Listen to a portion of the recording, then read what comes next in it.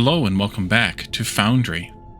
Many of you have probably been watching this series here on YouTube after I've streamed it on Twitch, and I promised at the end of the last stream, actually during the last several streams, that I would come back one more time here on YouTube to show you the final product, the final base as it stands right now.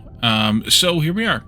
And I don't think we have to do any actual building today, but I wanted to at least do a base tour, talk about a few things, and make some kind of progress in that direction. The first thing is, of course, I have finished the area here for the blast furnace for xenoferrite. So we have that coming in here. Xenoferrite still coming into this one, although not enough.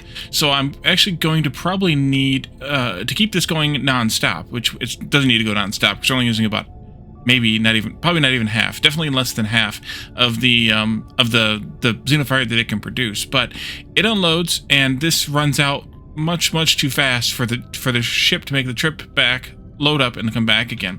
And we're also using the ignium coming in here, of course, and have that being crushed in there and then coked here. That gets sent around this building here where the final product is being made. And of course we're crushing the xenoferrite here. We have the mineral rocks come in here. Those go up this lift. We also have the elevator here for power transfer reasons, and then we have the two belts of xenoferrite coming around and going up two separate lifts. Because the numbers aren't right otherwise. These are 640 per minute. Let's go in here. Look at that. 640 per minute. That's in either direction. A green belt is 640 already. So I needed two lifts, and I did the same thing over at Techno, which I'll show you in a little bit. We needed two separate lifts in order to get all the metal ore up there. And then, of course, we have a lift there for where the coked ignium comes around and goes into here. And remember, we have one yellow, one green belt because we are making just a shade more than two yellow belts.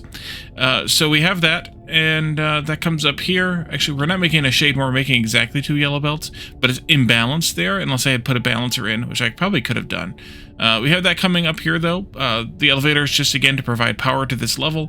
We have a power thingy here. I could have done a big vertical pillar of foundations, but I didn't. We talked about that, though, previously. So, of course, two red belts of mineral rocks coming in, two yellow belts of coked ignium coming in. It's full right now, but it's weird that it doesn't show it right there. That's kind of a weird thing. And then four yellow belts of metal ore coming in here. If we needed, of course, if we had it all coming in right now, which it's not. That's why I said we need to actually get that fixed. We need more, probably need a second source of xenoferrite and have them both sharing the same destination. That works. As we found out during the series, though, the opposite does not work. So we have to flip-flop that a little bit. So same kind of build, though otherwise the two air intake thingies, whatever those are called, air thingies. Air intake base, air intake thingies. And then, of course, three hot air stoves. That's providing the hot air we need. The blast furnace, all of these are at maximum level, maximum height, maximum everything. So we are bringing in as much as possible. And the nice thing is, two of these to three of these makes one full blast furnace, enough air for one full blast furnace. And then we have two tanks, one here outputting the slag, one over there outputting the liquid metal. And it's the same build as we had over there, of course. The slag is being processed into concrete here behind. It's going on a big long belt and going over to the other place where we're actually using concrete or cement or whatever that's called. Cement. So we're going to follow that in a moment here. And then we also have the output, which is the liquid metal, as mentioned before, and 6 floors times 16 of the whatever these things are called, casting machines, making the xenoferrite plates, just like we had in the Technum. And I did elevators here in this one, whereas over there we just did ramp belts. I did elevator here just for variety, although I'm not sure that I like it all that much better. I did stop them one block higher, just to see if that would make me feel any better, and really this one, I guess I should have stopped 2 blocks higher. But either way, it works. I'm not sure that I like it anymore, but it works. And then we have three green belts of xenoferrite, although they're dropping down to yellow here at this corner. just because I honestly don't have enough consumption for more than 3 yellows anyway. So that is that. I think that's everything for xenoferrite, except of course for the cement belt. So that's coming down around, sneaking this way. Alternatively, I could have sent it via transport, but if I had sent it via transport, then I would have. It would have been, the expense of 2 of the transport things, all the space taken up by those. And I was like, it's not that much either. So why not just send it via a belt? A giant, long service belt coming over here, being fed in. I did tweak this a little bit. I don't know why. I put the spacing there. And then I did actually put the belt in the middle. I had the belt on the outsides. So I switched it over to the belt in the middle. That way I could merge these in a little bit easier. And then, of course, I'm shredding any excess cement, which is all excess right now because we're not using very much concrete for the actual base because it's only used in 2 recipes. One of them is science and the other one is the construction blocks, and science doesn't use that much. Construction blocks is what it uses most of it. So this is basically not being used hardly at all. But the good news is we have this whole build here of the ability to make concrete, or cement rather, from scratch, and we're not even using that at all because we have priority sitting on that. So that's all of that. And then, I also tweaked the Technum, as mentioned. Now I have 2 elevators. These 2 are right next to each other, bringing the ore up because of that 640 limitation. And then I just did yellow belts there because I could do 4 of them there easily enough. So that's the first aspect. I want to do, what is it? Not that one. This one. There we go. Daytime again. So this uses a lot of power, as we found out when we set up the first one, but I had to expand power slightly. So we now have, I think we left off power maybe somewhere around where the bus ends. I don't remember exactly, but I had to add all the rest of that power from about here at least, if not back a little bit, but around here somewhere to the end there. And that's about as far as I probably would go because I'm starting to eat into the dirt again, the terrain again. So I think I would probably just start another power bar type of thing over here. Now this, I'm not sure if this is a good ratio or not. I didn't actually do any math on the solar, but what I have kind of a ratio on is 3 banks of these, which is 36 solar panels, so you can kind of see each line of power poles here is a bank. There's 3 banks times 4 solar panels in each bank, or each, whatever it is. And so 3 of those columns, which is 36 to about 22 of these large batteries. And I don't know if it's a good number or not. I didn't do any math, but that's the way that I was kind of fitting it because it fit design-wise a bit. So that's the way that I went. So then I also did some other math. I actually did some math off camera. And I was looking at the numbers in the radio tower to try and understand how much each of the things we're selling are worth. I thought it was in the game someplace, but then I couldn't find it. So unless I find it right now, I don't know where it is. But if you look at these numbers here, it tells you how much you sold of each type of drone or each type of robot, or the drones and the robots, and how many Thermalite bars you got back from it. If you use some sort of intermediate, I guess, algebra, and you capture these 3 numbers, and then you wait a little bit, and you capture them again, you can calculate how much each of the objects is worth. The maintenance drones are worth 5 Thermalite bars apiece. The service robots are worth 200 Thermalite bars apiece. And you can see here where I was doing some things, and it dipped almost to 0 because I was fiddling with different things here, and I don't know what happened back there. Probably the same kind of thing. But you can see kind of where I was selling, and then I dipped because of reasons. And then today is always going to be lower because it's going to climb back up. So I also then looked at what I had the capacity of making, and this 120 here was the maximum number of robots that I could make in a day, given or assuming that the days are exactly 30 minutes long, which must be the case because, well, it's 120, because we're making 4 whole drones a minute, 4 of each part per minute, which means 4 whole drones a minute, and that means that 30 minutes means 120 robots sold.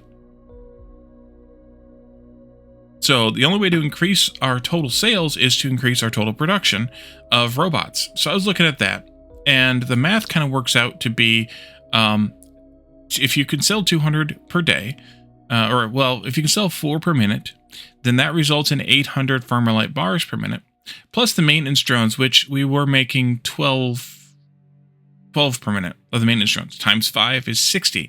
So that is only 260 Firmolite bars per minute. So if you look at, if we can go look at now, how much Firmolite we were hoping to get. And the number was, and I don't want to go down there yet because of reasons, it was something like 8 plus 10 times 4, so like 48 Firmolite of these sheets per minute. So 48 Firmolite sheets is, we were trying to make 50 basically, but 48 would be just a little bit less than that. So that's 12,500, which would be 50 of these sheets, and 12,500 liquid Firmolite would be 1,000 Firmolite bars. I goofed up something in my calculations just now, but I think the number that I was coming up with was about, no wait, I did screw it up, but just not in the calculation, but in the repetition of it.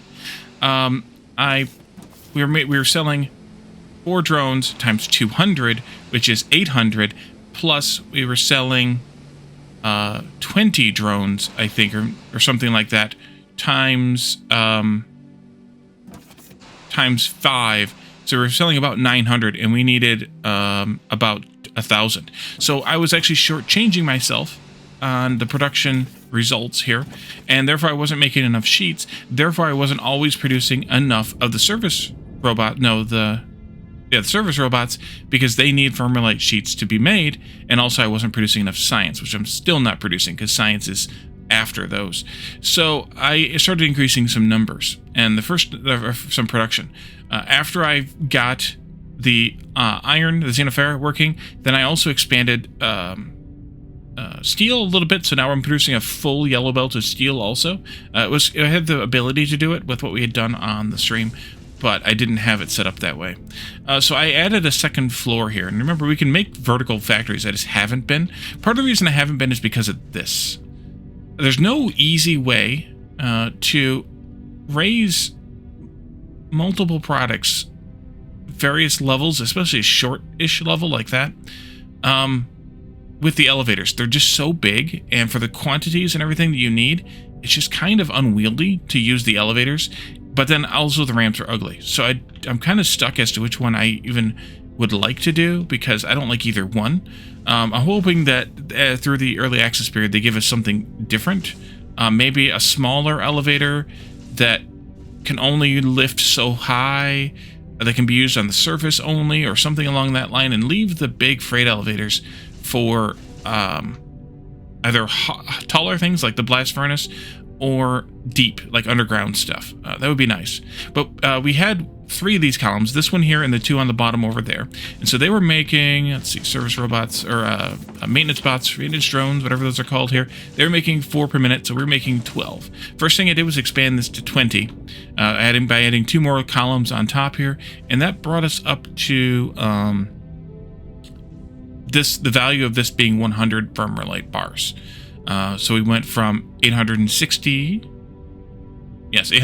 to 900. Still not good enough, because I need 1,000 in order to keep the drones and the science all going. So then I took a look at this, and how could I scale this up? Well, I can scale it up by increasing the tier of the machines. That gives me 50% more, 50% more of these service robots. And I didn't actually need to increase all of these, but I did just because. But even so, you can see that it's still kind of trickling in. If you don't count the last 4 of these, which are here just to support science down there, really, as being tier 2, I'm now consuming 64 Firmolite bars for robots and science together, and I'm making enough stuff to earn 65.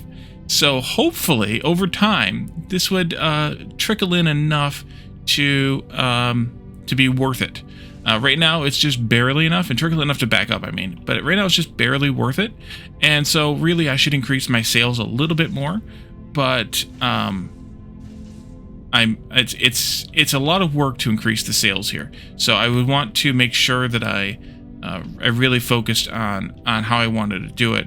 And one of the ways is to just add another level here, of course, and then have these things being split and ramped up or lifted up or whatever it up onto another level, and then pushing. Actually, I don't know that you can do that because these things are only rails, and I don't think you can do. Oh, you can do slope up, slope down. Okay, it's there in the brownish color tooltip.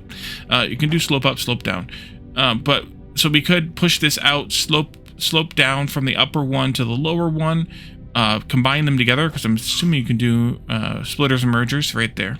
Merge them together and push this out further so that we can bring it down, merge them together, and then deliver them into the same factory.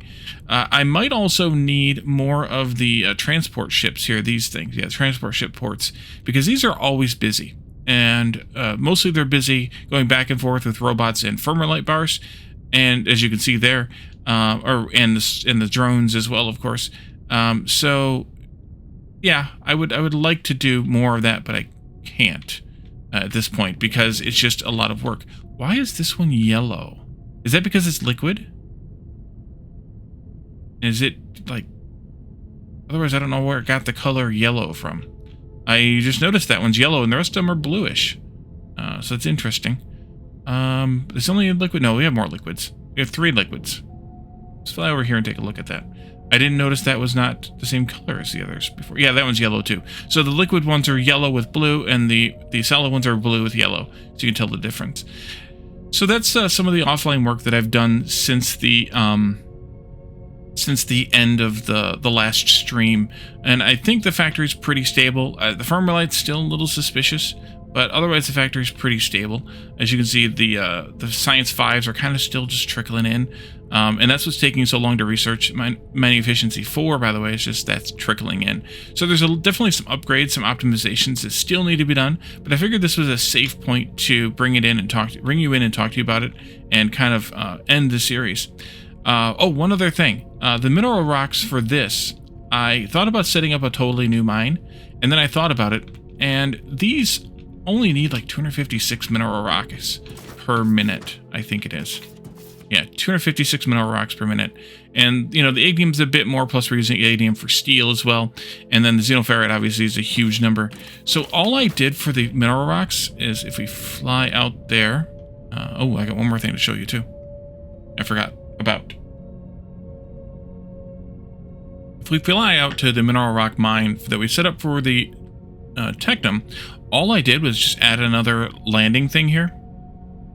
Landing pad, and just strung a couple of belts. I think I only did 2 belts from the box that it's all being delivered to over there, because really, and I did them green, but 2 green belts to fill that up for using only 256 per minute is completely fine. The 4 here is overkill, but it looks good, so that's why I left it. And that's why I've used it everywhere else.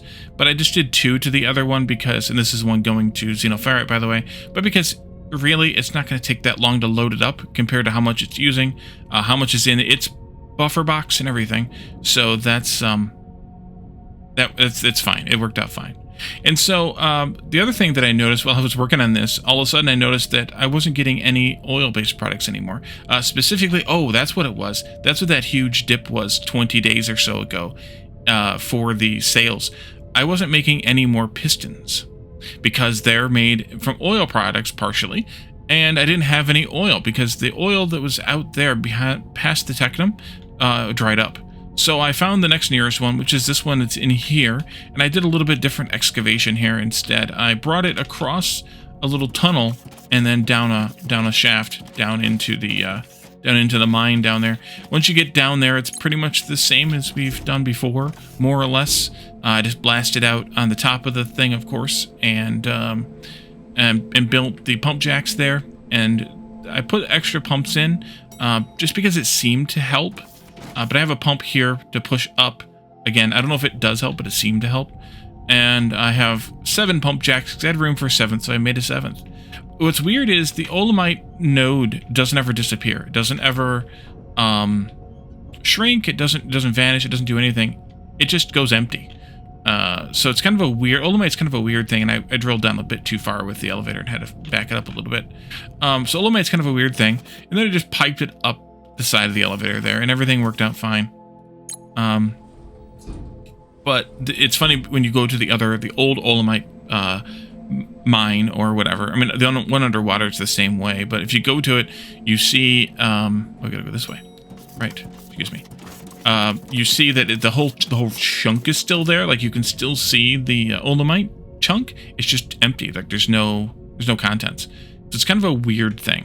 I mean, it would, on one hand, it would be nice if it disappeared, because then it gives you the feeling like it's actually you've done something. Yeah, it's got minus 0.46 units in it, and the other one is like minus 0.15 or something like that. But it doesn't. I don't know why exactly, but it doesn't. I was also looking around on the map, and I don't see, unless not anywhere in range, if there's any Olamite reservoirs that are the other style, the drill style, and it must not be. It must only be solids that are in the cracking, or the fracking style nodes, which is kind of interesting too, because fracking is used for oil harvesting all the time in the world. So, in the real world, that is. So why wouldn't you also have fracking in a permanent Olamite reservoir, just like you have fracking in a permanent telexite or iron or xenoferrite or technum or mineral rocks for that matter. I do have other mineral rocks there that I could tap also once these run out, which would be kind of nice. I can just leave those platforms there, run the belts up and into there. That'd be a handy extra thing to do. But I think that's everything that I've done. So, I mean, the game has been a decent amount of work, a decent amount of playtime to play through once. There's definitely things I would do better in the future. I would probably, for instance, put the xenoferrite and technum blast furnaces elsewhere, not put them here, and then maybe either, depending on how close I put them to everything else, maybe I would ship those in to the bus to be where I'm making everything. I would also probably do a bit bigger of a mall area. Right now we're just making a few belts and belt components, that is, and we're making floors here, and then I have like the pieces and parts over there. But I think in the future, circuits there and whatnot. I think in the future, though, I would make a better mall area where I'm making more of the things. Probably nothing more than assemblers, maybe assemblers 2, maybe the fluid ones, but maybe not. We didn't use that many of those. Maybe crushers and smelters, although eventually when you switch to blast furnaces, you don't use smelters anymore. So I have a whole box full of smelters down there. I could shred those, I suppose, in the shredder machine. But some of these bigger machines, or these more expensive machines and things, I don't know if I would make those in a mall or not. I don't know if it's really worth it, but definitely all the belts at all the tiers, loaders at the 3 tiers or 3 reaches, maybe not some of the bigger stuff. Pipes I should also have in the mall, just to kind of make my life a little bit easier. But I also now know how many different things I would bus, and so I could do both sides of the bus as well with connections, which might make my life a little bit easier as well, because there's only, what, 1, 2, 3, 4, 5, 6, 7, 8, 9, 10, 11 things on the bus. Obviously, future game versions would have more, but that at least would be, a place to start from, to know what goes on the bus. So I think we're going to leave this here. I hope this was interesting to you who have been watching the streaming series, to kind of get this final recap of everything. I definitely would look forward to using more than 3 belts, and they're at... Actually, no, here I'm using actually 6 belts of technum rods, 6 yellow belts. So 3 green belts of technum rods. But I'm only using 3, not even, but I'm only using 3 xenoferrites. And at the beginning of the game, you use more of that than you use the technum. So it's kind of a weird swap as you advance in technology. But I think we're good here. I think this is a good experience. I'm going to definitely be watching this game to play again when more content is released. If there's any thoughts or suggestions or anything you have regarding this, by all means, let me know.